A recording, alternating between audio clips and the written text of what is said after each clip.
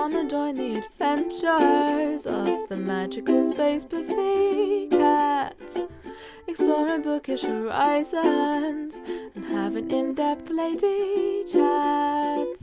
Doobie-doobie-doop-doo. Hello and welcome to episode number 8 of the Magical Space Pussycats. We are back again and it is now 2017, so it's a new year all around and hopefully it will bring us lots of new exciting things to be talking about. So, I am here, I am one of your hosts, Kaitlin, and I live in England, and I'm as always joined with my two other lovely ladies who will introduce themselves to you now. I'm Chelsea. I live in the Midwest United States, and I'm so fucking glad it's not 2016 anymore, you guys. It feels so nice. I don't think you're alone. Even if nothing's actually changed, it just feels so nice to not have to say it's 2016, the year of garbage fire anymore. It's been a long year. It's been such a long year. Like, I feel like we literally just, like, ran a race, and now we're, like, at the beer and bagel tent that they have after the long race, and you can, like, take a minute. Yeah. Like, get a Gatorade and, like, take a breath. I'm just slightly worried what's going to happen when we come out of the tent on the other side. But let's not go there. I'm definitely so think about Stay that, in the tent.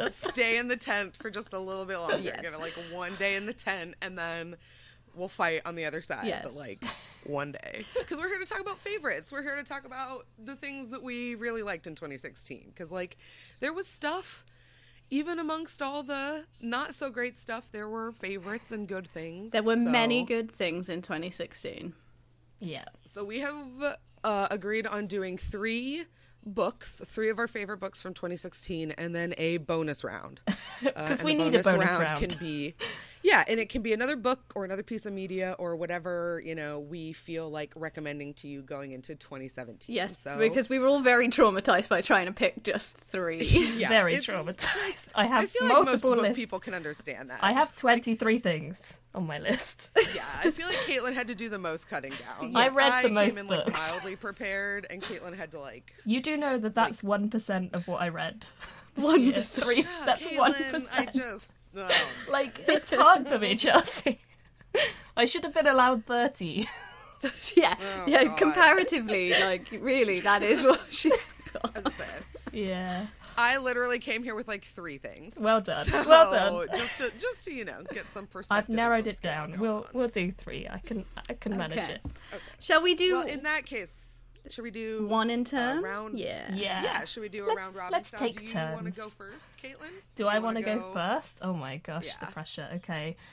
So, I have a book on my list which I think both of you have read before, or maybe you at least know about, which is The Left Hand of Darkness is on my list. I read it for the first time this year. It was my first Guin book, and I actually read it quite late in the year, so fairly recently, and it kind of blew my mind slightly, and in all the best ways. So Elizabeth and I are both just, like, nodding. exactly.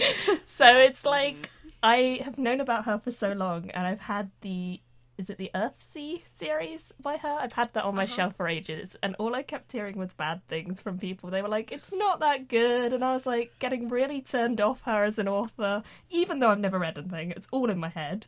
And then I read this, and I was like, okay, I love her, so now I've bought more of her books, and I think she might be one of my new favourites.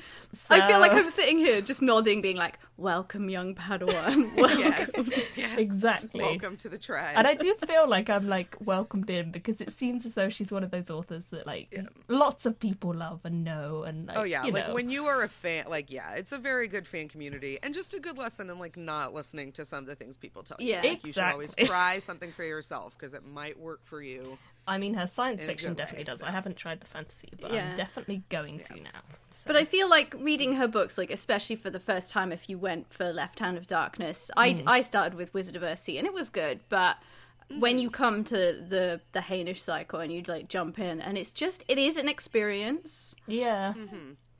It's really quite I just special. read The Dispossessed for, like, the first time in a decade. And I think it's, like... probably, like, a month ago. I find science fiction a hard one anyway, because I'm not hugely into science, generally. Like, I find some of the ideas in science really cool, and then some of them I could just do without in books. Like, I don't need the technical side of things that much, and this one doesn't deal with the technical science too much. It's a lot more people-based and, like, these new ideas and stuff, so I like that. So that's on my list. That's my first pick on the list. That is a solid first pick. Yes. And a Lady Vault choice. We like it. Exactly. Yes.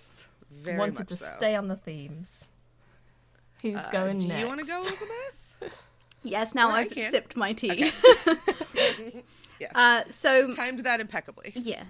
My first choice is going to be, I think, fairly obvious. I think I've spoken about this book constantly since I read it, and that is The Book of Phoenix by Nnedi Okorafor. It was just magnificent. Like I was saying about the Guin, it was an experience reading it, and it was truly magnificent. It's about a young woman who's like a genetic experiment, and then she finds out the truths about her world because she's lived a very confined life, and it's like the most beautiful expression of rage and anger I've ever read. Yeah, I mean, Okorafor's words are always beautiful, but that book is a gut punch, man. Like, the way she handles, like you were saying, rage and some of those all-consuming feelings she does a very good job. And it's a beautiful sort of, I like how she combines science fiction and fantasy. I saw she said her editor describes her books as magical futurism. Oh, that's a good term. Yeah. I like that. It's kind of, it's working off the Afrofuturism thing, which is the books very much are, because it's that combination of mythology and like scientific fantasy future stuff. But it's just, it's that perfect blend of the two when you get that mythologies coming in and strange, unexplainable things, but you do think there's probably an explanation that we just don't know. And the whole book is in fact an explanation of how the world became the world in Who Fears Death, which is her very famous like World Fantasy Award winning book that I haven't read yet. So now I have to read it. Yay! Well, you can look forward to that though. I am very excited for it. I do still need to read that one, but I own it. I have it. It's gonna happen. Well, and that's a theme that she keeps tackling again and again, and she's just is so good at it. Yeah. Okay, so my first pick is going to be a little bit of a cheat because I tried to impose a rule on myself that I wouldn't talk about anything that I had talked about in my favorites video on my YouTube channel. So technically, I did not talk about this book. I did talk about the series that this book belongs to. Which I also talked about last episode and have literally talked about to every single person I've met on the internet for the last 6 weeks. This is the fourth book in the Beyond series. It's called Beyond Jealousy. And I picked this book because this book has one of the best written bisexual three-way romances that I've read in a book, possibly ever, but at least within recent memory.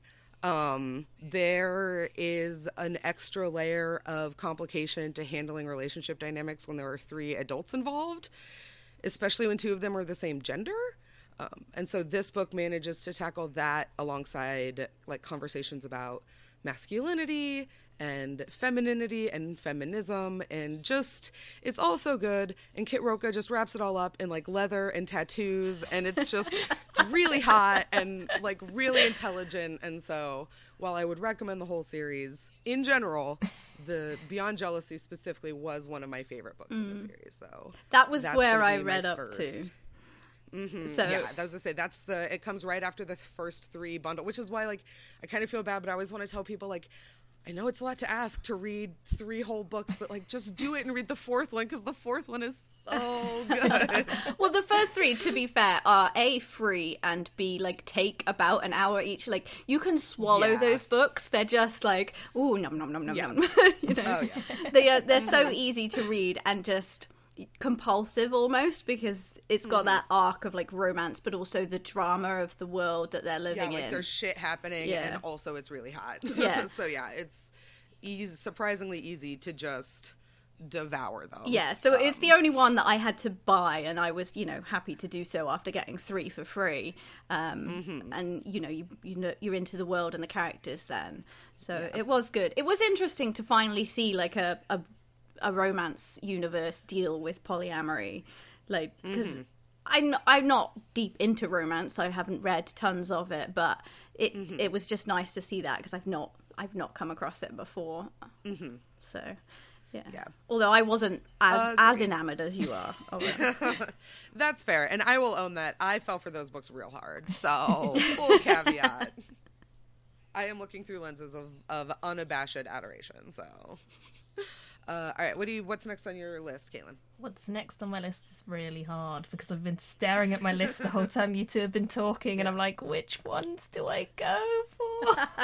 But I've decided I'm going to cheat and do 2 because I'm ignoring the rules, and I think they're really comparable to each other. So I think that they kind of go hand in hand. And I actually bought both of these books for Chelsea for Christmas. So they're both on my top. Like, I am so happy with short story collections this year. I sort of got majorly into it this year, particularly magical realism, sci-fi, fantasy ones. And I actually have 2 science fiction-y ones that have come out on top for me, and that is The Paper Menagerie by Ken Liu, which I loved, and also Stories of Your Life and Others, which is by Ted Chiang, and I read that one literally 2 days ago, so that's a very recent, and I read Paper Menagerie, I think a few months ago now.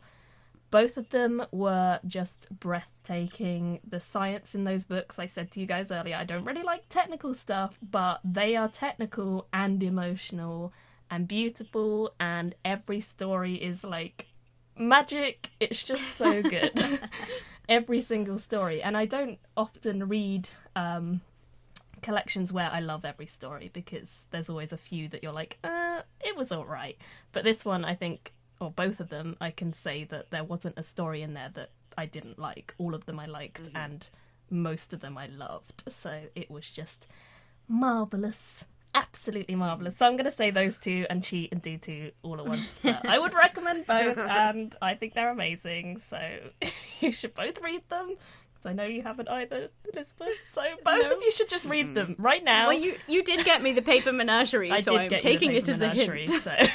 Yeah, a strong hint. I've read the title story, and I read the one from Stories of Your Life that Arrival is based on, because I wanted to read it before I saw the movie. So much. And both of those individual stories are fantastic, so I am very much so looking forward to getting into the whole collection. I'm like you, Caitlin, much like with most like CDs and other forms of like collected media, it's hard to love everything, so it's a solid recommendation to hear that, like, as a collection, everything works out. Like, I love finding a collection that you can just, like, sit down and read through, and you don't feel like it's broken up pieces. Yeah, and it's like, you can tell that they're all written by the same author, because they've all got a really good style to them, and, like, they feel accomplished. And you can tell that these 2 authors have written short fiction and got awards for it. Like, they deserve that. But also every story feels really original. Every story has its own thing going on, its own narrative voice, its own plot, and its own system of science or magic or religion or whatever it is that we're looking at. And I just love that. So highly recommend those 2, which are my second choice. They're tied. I suppose we shall accept it, even though you cheat. Well, dirty cheater. They're close enough. Okay, Elizabeth? Okay, choice 2. This is it's so hard now. I'm like narrowing things down, and it hurts me. I'm going to go for A Natural History of Dragons by Mary Brennan. I'm so glad you wrecked it, because I was tempted to talk about it. Yeah, it was on my list as well, so thank God for that. I can't believe I haven't read these books before this year. It's the first in a series. The 5th one came out this year. I think the 5th one comes out in 2017. Anyway, it's well into the series now, and it's absolutely magnificent. And particularly this first book. It's written as the memoirs of Lady Trent, so she's writing her life story and how she got into her profession as a natural historian focusing on dragons, and it's set in a fantasy universe where dragons exist, and it's just beautiful. It's kind of like Victorian-esque, and what it focuses on more than the dragons, because it's about her life sort of hunting for dragons or doing science, is about her struggle to be accepted as a scientist and trying to do this as a woman. And that first book really brought that home of how difficult it was, and it was just the most beautiful combination of kind of scientific memoir and like feminist rage and beautiful love story and dragons and adventure and amazingness. It's just kind of everything that you hope you will see when you come to a book. It's like got a bit of everything, and the characters in there are just real. Like, they feel like real characters, real people who are dealing with shit, and having to put up with shit. You know, I love it. We all love it. It's a lovely series. Yeah. I would say I listened to the audiobook that was narrated by Kate Redding, and it is fantastic. Yeah, so would recommend. I can also highly recommend it on audio. They're just so delightful. It's just so nice to read a book that is about lady science and being a lady and dealing with dragons, all of the lady things. And then also dragons. Yeah. And I mean, like, some of the later books, she deals very honestly with lady things. There's like, you know, childbirth, being a mother, periods, like miscarriage, and she deals with all the hard stuff, but also with all the like how you balance that with being a professional, and it's just it's also very adventure-y. It reminded me a lot of the adventure books that I read when I was much younger, when I was in like middle grade age, like early elementary. Robinson Crusoe and tree houses and jungle explorations, and she dives off waterfalls, and it's such a good mixture of all of those things that they're just delightful. I feel like you could just have like 5 books to get ready to read. Yes, so. you can hand it to like young women, like girls, and just be like, read this and be an adventurer. It's good. It's very, very good. Solid choice, and now that you mention that, I can tick that off my list. So I'll choose something else. We'll just do shared favourites. Yeah. There you go. Well, that's good. That's like a triple recommendation. We've all recommended. There you go. So. There you go. Chelsea, what is your second my choice? next one? Okay, my next one's going to be a graphic novel. I have heard very few people talking about this, but I adored it when I read it. It's called I Hate Fairyland. Volume 1, Madly Ever After. It was by Skottie Young. I'm pretty sure Kaitlin read it. I have read and it, Elizabeth, did you also read it? I haven't. Okay. So like I said, a couple of people I've seen it around, but I just feel like it hasn't gotten the love it deserves. This story is about a very, very young girl who essentially gets kind of sucked into Fairyland, and she's given the quest like, oh, all you have to do is find the key to open the door and you can go home. And she's like 6, 7 when this happens. And, you know, it's a quest she's thinking it's going to take like a day. And then it takes her 40 years, and she still hasn't found this key.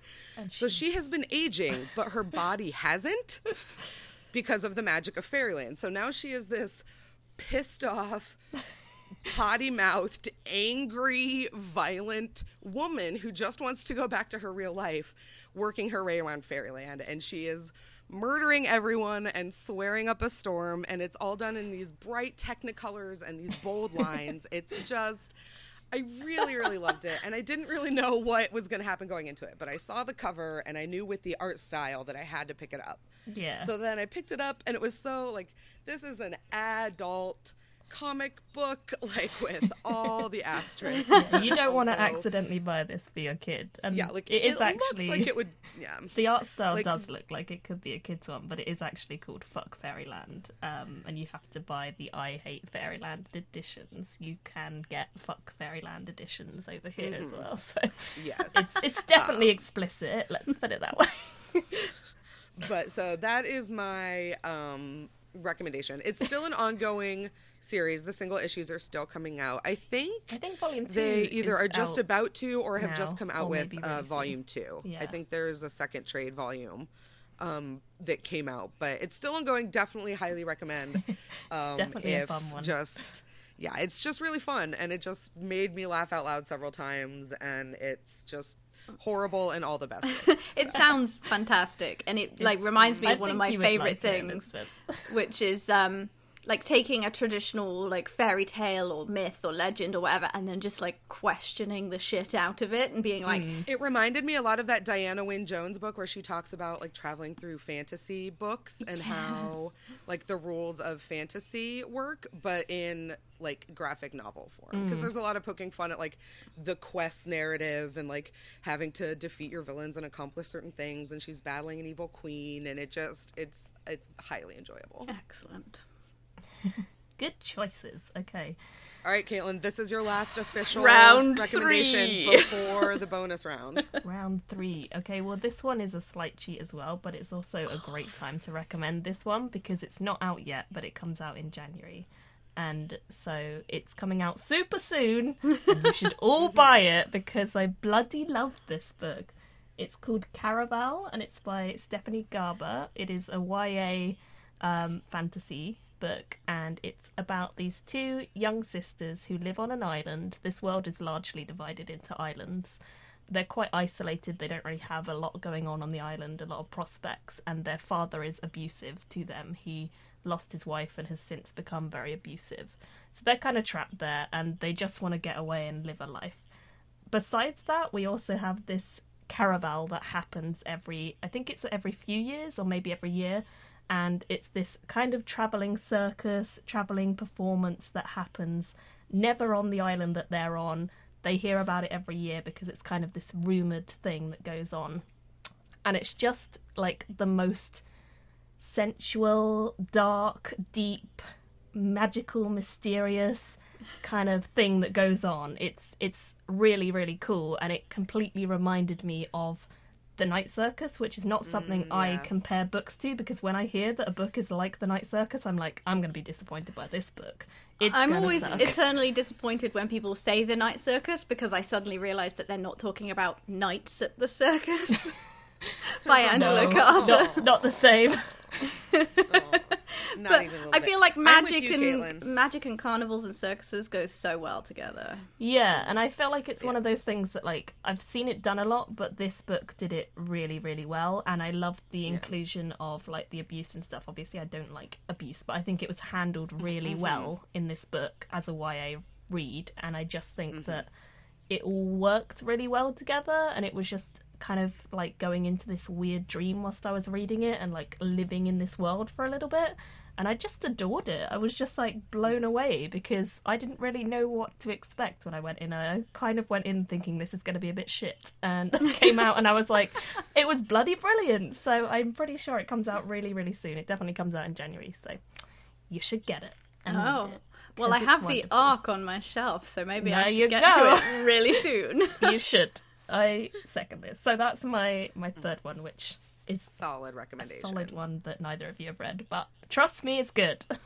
It was definitely my favorite. Like, I'm glad to YA hear it book. lives up to the Night Circus comparison, because I, like you, yeah, usually it's reluctant when but I it's hear like that particular lovely. comparison. So it's darker right, than Elizabeth. the Night Circus. Oh my God, choices. Final one. Round 3, final pick. I know I've talked about this forever again because my favourite's well, kind that's of a sign of your stick, favourite. but yeah, is Ninefox Gambit by Yoon Hurley. Honestly, can you explain to me what that book is about? Because I still have no idea. I really liked it, but I have no idea what happened in that book. It's about revolution, man. It's fighting the system. It is the weirdest book to read because, as far as I can tell, most people go through it having no idea what's going on, but loving it anyway. Yeah, because I could very loosely be like, oh, it's about 2 groups that are fighting about a thing, and one of them resurrects a really good, tactician to attach to another person so that they can be smart. What? That's all I got. Yeah, that's literally all I got from that 400-page book. Yeah, I'm assuming other stuff happened. Yeah, they attach this general's ghost onto this other soldier lady, so there's 2 of them sharing a body, and they talk to each other, and then they have to go and break into some fortress, which, as far as I can tell, is like a space station, because it's all in I space. think so. Are they fighting over calendars? Yes, they're fighting over calendars. Like calendar-based science yes. or something? Yeah. Calendrical heresy. It will be your new favorite like thing. I said, loved it. No idea what it's about. But still really enjoyed it. Yeah, it's authoritarianism. It's about an authoritarian system, a government, and the people we're following are soldiers for that side. Mm-hmm. But then it's about people sort of squabbling against it and the problems of it, and it's fascinating because it's done in such an unusual way, and you read it and you're kind of puzzling it out, but also absolutely loving it because it's so beautifully written and the characters are just wonderful, and there's little robot friends. And that sounds really silly, but there are, and then there's like robots. Jokes about cabbage delightful. And like well, and the general that they resurrect is such a delightful asshole, tortured military character of like the best kind. Yeah. So it's just. But there's also all these beautiful lyrical moments where she's where somebody's like eating shards of soul glass and. Oh god. Oh my god, it was so beautiful.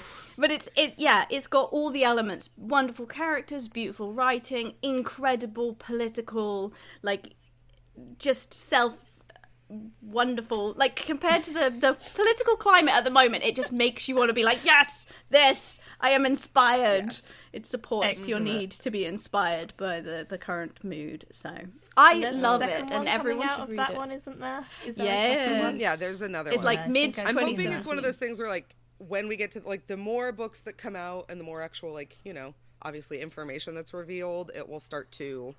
Like, I have a feeling this is going to be one of those series that you kind of need to consume as a series, whereas, like, the individual books might be slightly more I feel like confusing. I like Ancillary Justice. It's probably worth rereading, because once you've puzzled out what's happening, when you reread it, it'll make so much more sense. Yeah, I think so. Like, I'll probably reread it right before the second one comes out, so I think I can do it as, like, a unit, and then... That is my aim. I might read it for the first time. But it's worth reading. It's beautiful and confusing and wonderful. I was going to say, even not knowing what was actually, like, happening, I still read the whole... I mean, you know, it's not a small book. It's a pretty big one. So I was still, you know, there's enough there to still thoroughly enjoy. If you enjoyed The Quantum Thief or Ancillary Justice, you will love this book. And speaking of books that make you feel empowered, I had to get a little bit of nonfiction in there. I was so tempted to put this on my other favorites in my video, but I picked a different essay collection. So right now I'm going to talk about Geek, Feminist Revolution by Cameron Hurley. Because I loved this book. I read this book in essentially one sitting, and it is, for those of you who haven't read it, it is an essay collection of some work that Cameron Hurley has published previously on her blog and in various like magazines and outlets, and then also some new work that she wrote specifically just for this collection. And she talks about being a geek on the internet, and she talks about engaging politically, and she talks about the importance of self-care and meeting your basic needs in terms of how that affects your creative process. And she talked about how hard it is to be a writer and to make your living doing things creatively, and it just was so wonderful and delightful. And there was a lot of stuff in here that I had read, but there was enough stuff in here that I hadn't read yet that I felt like it was a good, like, investment. Like, I felt like I wasn't just rereading a bunch of stuff she had already published. So I'm highly recommend. Plus, the one about the llamas at the end is always worth rereading. I was gonna say, and she had a really I still frequently think about the collection or the essay from this collection that was about Mad Max Fury Road and how that story works and functions, and how the female characters in that movie tell the story and about how they function with the character of Mad Max. And so it's just really great. It's, as a collection, I just highly recommend. There's something in there for everyone, I think. If you are into the internet and geek stuff and pop culture and feminism, and if any of those things are something that appeal to you, this is a book that will have, like, something for you. Definitely. Agreed. Yep. All round. All right, so bonus round. Okay. Bonus round. Oh, no. No cheating, Kaitlin. You have to pick one thing. You cheated like every other round, so you got to entirely. Pick one thing. I like cheating. What can I say? I will stand by my cheating because they're all good. One thing. Okay, someone else go first then, because I don't know. I'll go, because I got mine picked out, because I wasn't sure which to pick for my last one. So, my last one for the bonus round is Sorcerer of the Wildeeps by Ashante Wilson. It's frickin' fantastic. Oh, it's so good. It's so good. It's beautiful. It's one of the Tor novellas, so it's really short, but it's just... Tor is killing oh my it god, with the novella line, man. They are just... I think they just hit this need that people have for shorter stories. Like, we just... people love them because it's something you can sit down and you can probably read in one go. Even if you're a slower reader, maybe like 2 sessions, like, you can just get through it, and it's a whole story all on its own, and... yeah, it's just... I feel like we should just recommend, like, the Tor novella line, yes, like, as a publishing line. Like, it's good, yeah. For the most part, like, sure. they've just really been knocking it out of the park this year. They really have. Yeah, Lee Harris, I think, is their editor. He came over from Angry Robot, and he's doing some good work. But yes, anyway, Sorcerer of the Wildeeps, it's about a sorcerer, surprisingly enough, and he is he's joined on to this, like, caravan like, not like a vehicle, but like a group of soldiers and merchants traveling across a desert and a jungle from one city to another, and so he's helping protect the merchants and their goods, and he is in love with the captain of the guards, and they have this secret relationship, and they stop in this city, and there's all this, like, everybody believes in magic, and there's, like, magical stuff happening, and the sorcerer is obviously a sorcerer, but they don't know that he is. It's so strange. It's, like, wonderful. It's like they're living in this world of folklore and legend and stuff, and they don't realize that the person they're jokingly calling a legend is actually one of these people. Actually, yeah. And and then there's this whole relationship stuff going on, and it's complex, and, you know, they're having bad times and good times, but it's so... oh, the love is so perfect and beautiful. It's so beautiful. But also, what I love was the combination of science fiction and fantasy. It really showed what fantasy can be. Like, it pushed the boundaries in a really interesting way, because it pushed them into that typical thing that science fiction does, which is any sufficiently advanced technology is you can't separate it from magic. I can't remember what the word is. Yeah. You can't tell it from magic, but they did it from the magic side where you can't tell it from magic. So so you're sort of like experiencing him in the world as though you're one of those people, and he's saying, oh, he's doing this magic, but then he talks about it in these magic words that are things like antibiotics and quantum physics, and you're like, oh my god. And then so it suddenly becomes this, there's going to be something in the future where people are going to become some other level of being that has like godly powers, and the rest of us are going to be like down in the earth, not really understanding the science. Anyway, it was just brilliant, the way it brought in science that made the magic something else, that made it that made me question a lot of things and like think a lot, which I just adored. Plus, beautiful, and the language was amazing. I was going to say, the writing is so good. It's still such a delicious thing to read. Yeah. Gorgeous. Are you ready to go, Kaitlin, or do I need to go still? Are you ready? I'm ready, but I'm a bit worried about the one I've chosen. You can do it, Kaitlin. I have faith in you. Okay, I have chosen Mistborn Secret History, which is why I said I'm worried about it. Because Elizabeth obviously hates Sanderson. However, judging off of what she just chose for her last one, I feel less bad about it, because I didn't like the last one that you recommended very much at all. So I feel like I can go for Mistborn now, because we've agreed to disagree. I'm kind of glad you said it, because I was going to be like, oh, Elizabeth, Kaitlin hated that book. That's so interesting. I know. You would recommend it. Lots of people don't actually I didn't hate it. I agree divisive with what you were saying. I just felt bored by it, so that's just me. But equally, Mistborn Secret History will make no sense to anyone who's not read Mistborn, and it's very like niche kind of thing, I guess. Yes. Because you can't read it without having read many other things. For me, it was one of the best things ever, because when you have a series that you love and something new gets added to it years later that you just never expected, and it was planned and it fits so well, and you're like, what the F? How have you planned this for so many years? How have you made this work? And it was just like a whole mind-bending, blowing thing that happened, and I was in a massive group of like Sanderson fans who were all reading this together, and I think that probably added to it as well. But we were discussing so many things, and it was just like a beautiful experience shared between a group of my lovely friends, and it was just so good. So if you have read all the Mistborn books, maybe try that one. If you've not, ignore this recommendation. Or if you're like Elizabeth, ignore this recommendation. Yeah.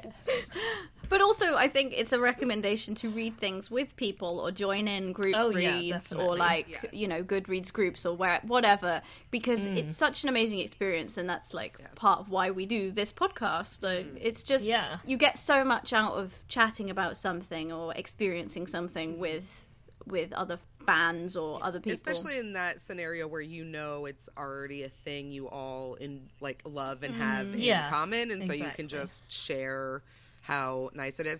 My whole thing because I read Mistborn, Seer History, and like I enjoyed it. I really like the Mistborn books. My thing with him is the same thing it is with most high fantasy authors who are doing shit like that, is like, you got other things you need to be writing, and you got other shit you need to be doing, and you got some 1,300-page books that you have promised some people for a very long time that you need to be working on. Oh, I agree with that, Like, I'm not trying to be Misery up in here and, like, be the taskmaster, but at the same time, like, if you are George R. R. Martin and you are Brandon Sanderson, and you're, like, editing things and coming out with these, like, interstitial short stories, like, false. You need to be doing the thing that you should be doing, which is the big books that whip you into shape. Do the thing, or Chelsea is coming for you. Do the thing. I do think that Stormlight 3 is complete now, Chelsea, so it is coming out in 2017. Yeah, it's not complete till I got it in my hands and the words in my eyeballs, so stop doing other things, publishing, because that is how that works. I can just, like, make that happen. Okay. So that's my final one. On to you, Chelsea. Yeah. Okay. My bonus round pick is not a book at all. I guess this is me cheating. Not a book? Because it's not a book at all. Because 2016 was a year of garbage fire, I spent a long time just kind of stewing in media that I knew would make me feel good. I made it a big part of my self-care to only surround myself when I was at home with, like, things that weren't going to stress me out, like the news and things on Twitter and other shit that's really depressing. So I watched a lot of Star Trek. Star Trek to me is a very feel-good kind of show. Specifically, I watched a lot of Star Trek The Next Generation.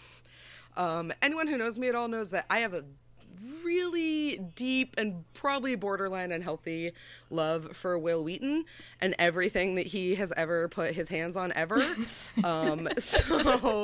Nodding along here.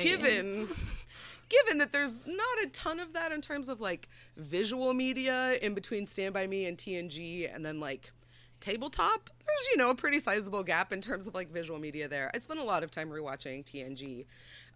It's just, that show for me is, I think, a very, obviously very, very far future, but still future look at what humanity could potentially be like if we embraced so much about what makes us good and stopped putting time into so much of the shit that makes us bad.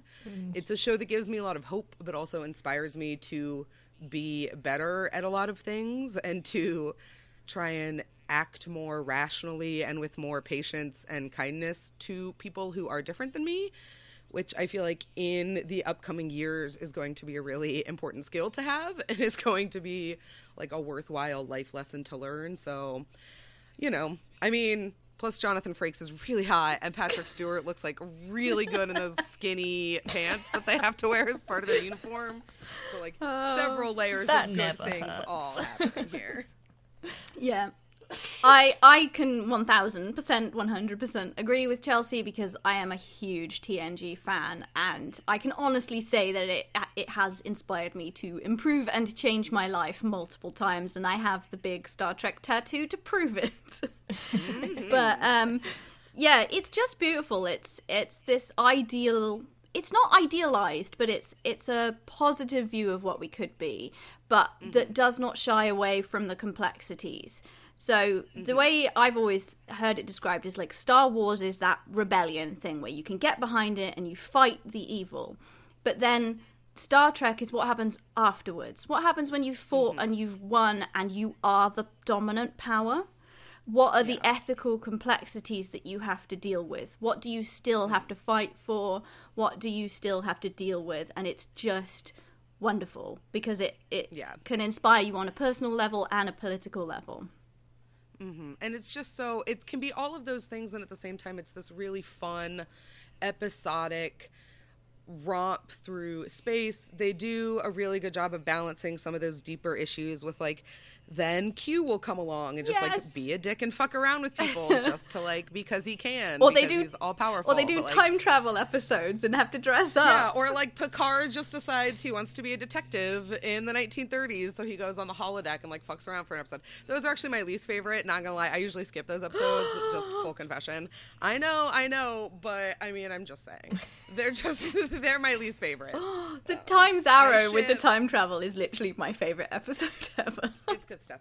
I'm a really big Riker Crusher shipper. I'm really into William Riker and Wesley Crusher together. So if one of them is not in the episode, I find that my interest level that drops, Elizabeth like, just pulled was priceless. I know. Hey, this is one of those ships that like I got behind in 2016 as like ride or die. Like I've had so many different conversations with people about this. I'm not kink shaming.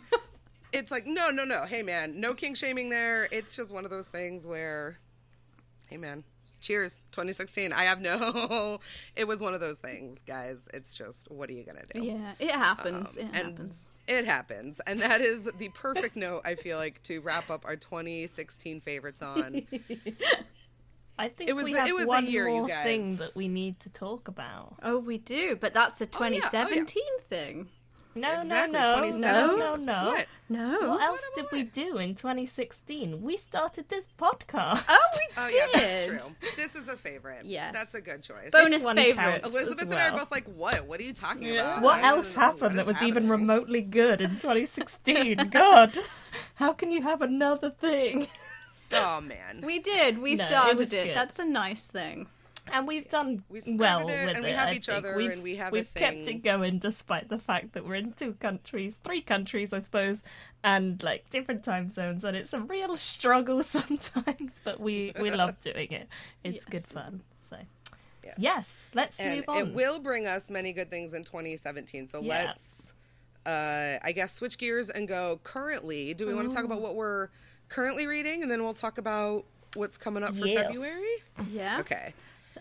I'm reading Vigil. I'm so excited. The first book's of 2017, you guys. I just realized that, like, this is the thing. Oh, this is my first book of 2017. That's true.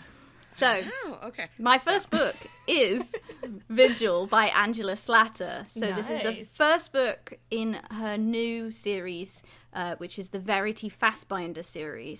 And it's her first sort of big novel, because she's known for her short story collections and has done amazingly well with them, like the won World Fantasy Awards and all kinds of things.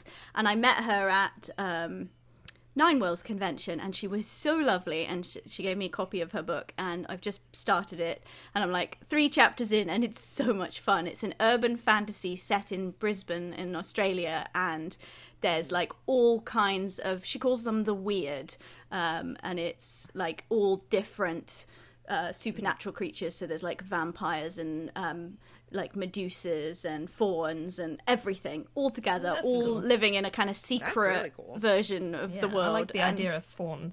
Yeah, and Verity herself is kind of like a detective.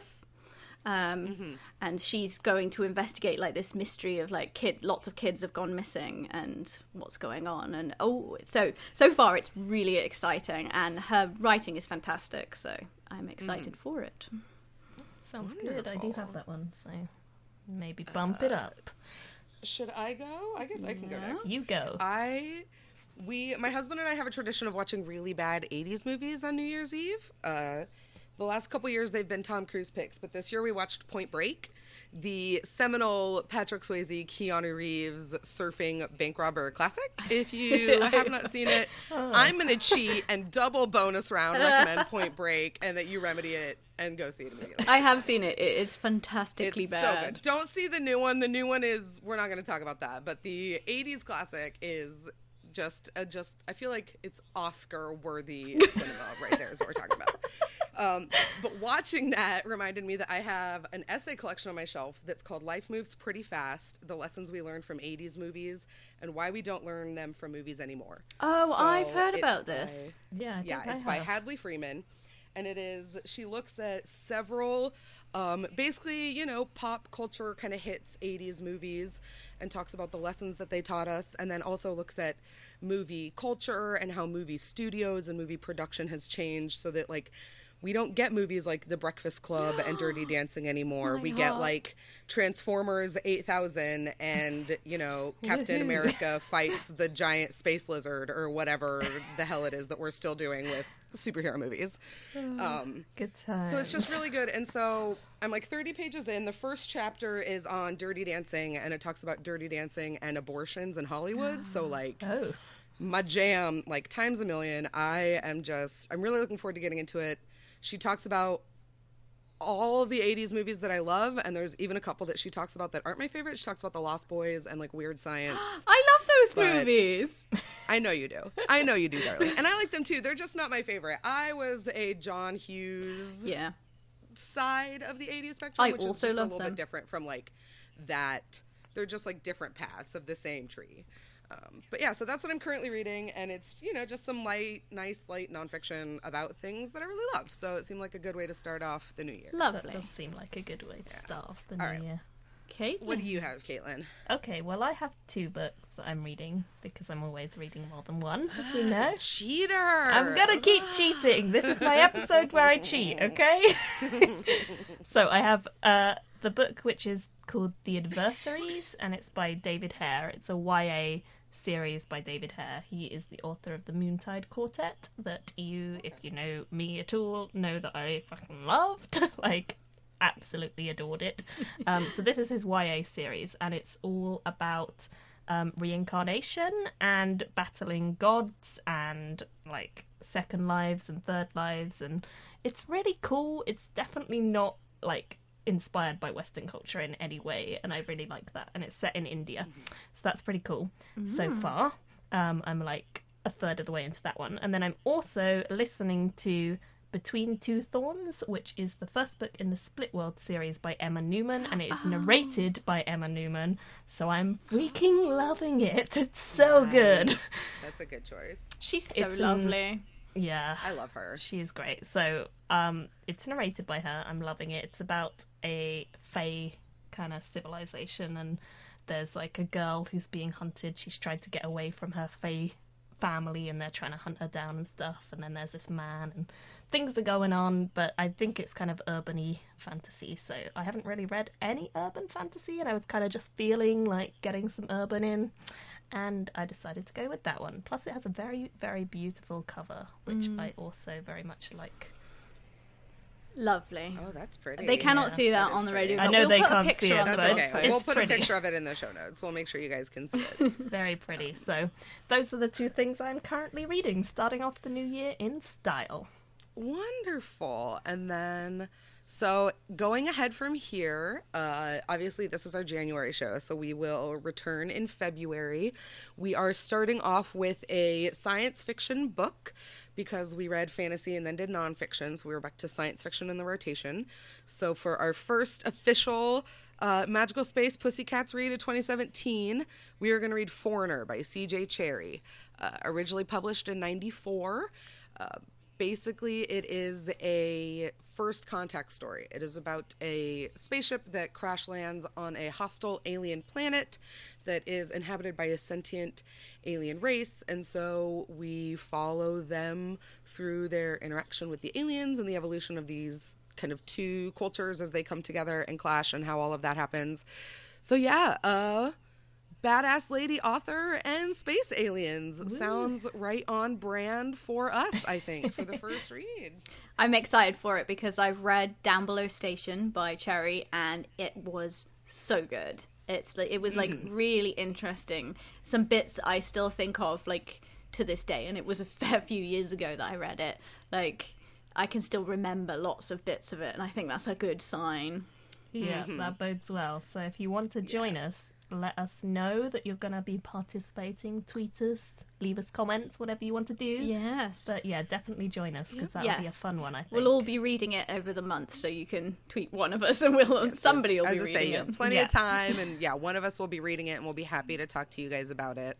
But so that about wraps up 2016 and takes us into 2017. We hope that all of you guys had as good a year as was possible for you to have in whatever way that manifested itself for you. And going forward in 2017, we just hope that you find good books and consume good media. I feel like that's a solid... Joyful wishes of good, good culture. Yes. All good things, etc., etc. So I think all that's left to say is Happy New Year, and we'll see you next time. Thank you for listening. Bye, guys. Bye.